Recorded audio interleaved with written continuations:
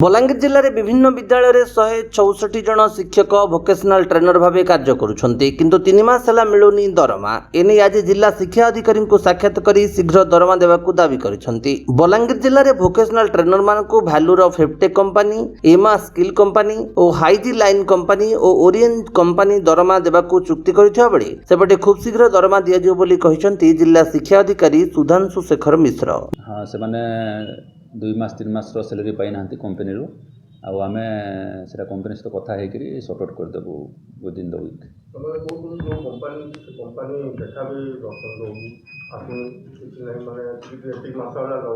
हाँ से विषय तो आम जानी नथिलु जे कंपनी को प्रकार माने सेटा हैंडल करूची। आम ऑलरेडी कंपनी को इंस्ट्रक्शन दे दीचु जे से सैलरी दे देबा कथा किंतु से दे नाही आम देखुछु ए भितर 164 नंबर पे चलते सैलरी आम देदेबू आम विद इन किछि दिन भितर आम मो ना शरद कुमार कर मुझे भोकेशनाल शिक्षक भाव 2021 मसीह एठारे कार्य करुँच।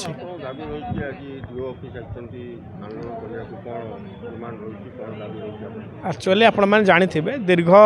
2016 मसीह बर्तमान आज जाए आमर सारा ओडिशा रे आमर बहुत बढ़िया धंदामूलक शिक्षार प्रचार प्रसार चली किंतु ताहा केवल कागजपत्र ही सीमित कहीं आपण मैंने जानी कि एबे रिसेंटली गोटे माने नुआ टेंडर बाहरला नुआ टेंडर रे आमर जो नुआ कंपनी माने चयन हेले। अच्छा नुआ कंपनी चयन होला परे आमे भाविलु कि नहीं आमे ठीक ठाक टाइम रे आमर सैलरी मिल जिवो आउ जो 10 वर्ष ला जो सैलरी को नहीं जो द्वंद्व आम भितर थिला जो विलंब जो होउथला ता किछि मात्रा कमी जीवो किंतु दीर्घ 3 मास है आप एप्रिल रु जून बर्तमान आम कौन टंकाटे मध्य सैलरी पाईना बारंबार रिक्वेस्ट कलापर कंपनी कौन अभियोग शुणुना आउ हाँ नुआ कंपनी आसी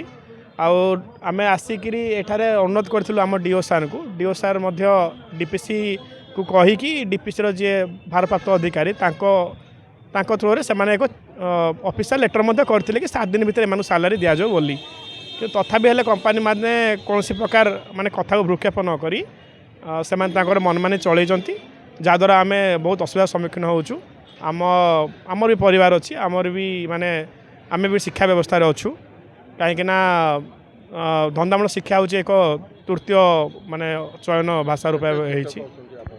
आमर बलांगीर आम अच्छु 160 टीचर आम हो भोकेशनाल रे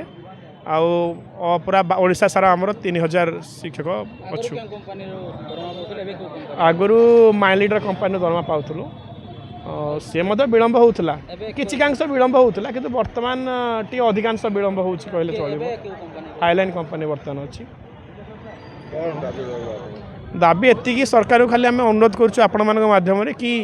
आटलिस्ट जहाँ हूँ न हो कि सैलरी तो एक्चुअली स्ट्रीमलाइन देवा कथा सैलरी को स्ट्रीमलाइन करूँ कहीं बहुत दूर दूरांतर आमर भिटी भाई भाई मैंने सब आप जानी आजिकल माने दुनिया रे टंका 20,000 चलवा केते कष्टकर आदि 3 मास सैलरी न मिलूँ तो से शिक्षक अवस्था कौन हो से तार मानसिक भारसाम्य हर केते शिक्षक आत्महत्या कले ताहा नजर अच्छी आम तो रिसेंटली जानते बलांगीर रे जो भाई आत्महत्या गोटे मेडिकल आउटसोर्सिंग कंपनी जो करते। बलांगीर अंजु पृष्टि रिपोर्ट विश्व विजयी न्यूज ओडिशा।